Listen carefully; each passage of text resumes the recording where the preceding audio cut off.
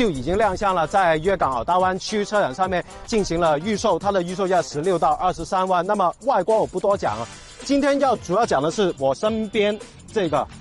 东西。这个东西厉害了，这是首次上车的激光雷达。这个激光雷达有什么用呢？激光雷达主要是针对以后小鹏的城市 NGP 使用了，就是 Xpilot 3.0 的版本。但是这里我需要跟大家讲的是，目前这个因为是试装车，只有 Xpilot 2.5， 至于 3.0 要等量产之后才会拥有。至于大家最期待的 3.5， 就是有 NGP 版本呢，要等到明年才会上车。所以我们以后再去试这个功能。然后讲一下这个车的辅助驾驶配置，大家可以看到，除了2个激光雷达呢，还有13个摄像头，5个毫米波雷达，12个超声波雷达，再加上一个高精位的定位器。好，硬件部分就这么多，我们往后看，特别多的亮点来。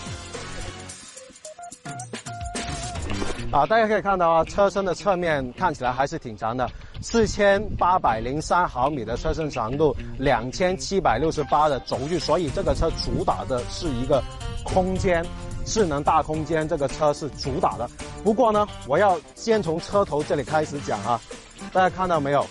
它的充电口是位于车头两侧的，这跟小鹏 G3 是非常像的。而且现在呢，它有一个新的功能，它支持 V2L。什么叫 V2L？ 就是向外输电，它最高支持2.2千瓦。所以说，你这个车开出去跟你一起去露营也是没有问题的。讲到这里呢，我要讲一下这个车顶，后面这里呢，它会有一个太阳能面板，可能现在反光看不到，看现在反光就在这个地方就在这个地方有太阳能面板。这个太阳能面板什么用呢？就是提供车内的低压电器用电，比如说音响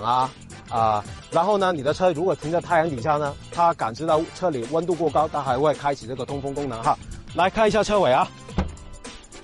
那车尾呢，不是让大家看有多大的空间，来讲一下这堆东西了。这个车主打是一个什么第三空间。我开玩笑说，如果你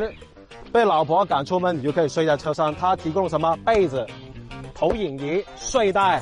顶配是标配的，其他车型除了最低配的版本都是要选装的。 OK。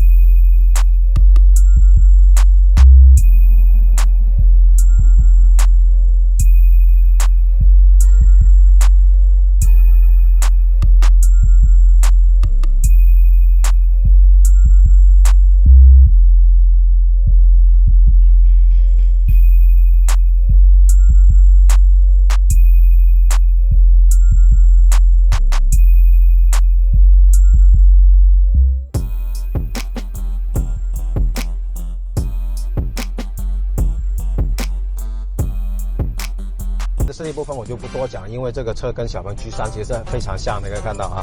塑形的一个中控面板。不过呢，这个地方呢，它用上了最新的 Xmart 3.0 的一个操作系统，整体是非常顺滑的，因为它用上了一个最新的高通骁龙的一个芯片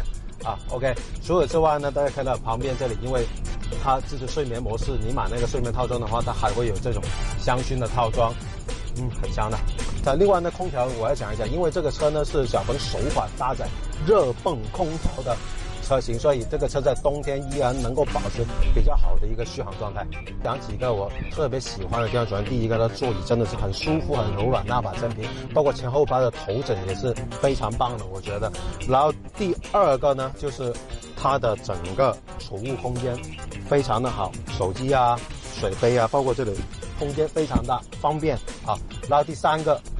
就是我觉得它还是比较安静的，匹配这个皓月的轮胎，走高速的时候呢，100公里基本上车内是感受不到什么噪音的超过了120才稍微听到一点点的风噪。然后第四个就是我特别喜欢它的底盘动作，干脆快捷，对于那些烂路处理十分的到位，车里面基本上是感受不到晃动的。但是呢，我必须吐槽一点，我最不喜欢就是这个方向盘，第一个就是整个视觉效果不太好，造型我不太喜欢，然后握感比较粗。第三个就是这个方向盘的人跟车的沟通是很少的，我觉得它非常的虚无，我开起来跟这个车基本上是没有什么沟通感的。一些快节奏驾驶，我基本上是找不到车头的啊。如果说你是特别看重驾驶乐趣的，那这个车可能不太符合你的需求。我觉得小鹏 P5 确实是一个非常非常称职的移动出行工具，它是你家庭跟工作环境之外的第三个空间，你可以在上面吃饭、看电影、唱 K、睡觉，甚至开着它去露营，它有向外供电功能，都是完全没有问题的。纵然它开起来的沟通感是稍微差那么一点点的，但是我觉得它是一个非常非常称职的家用车。如果你看重家庭用车品质的话，我觉得小鹏 P5 是一个非常非常好的选择。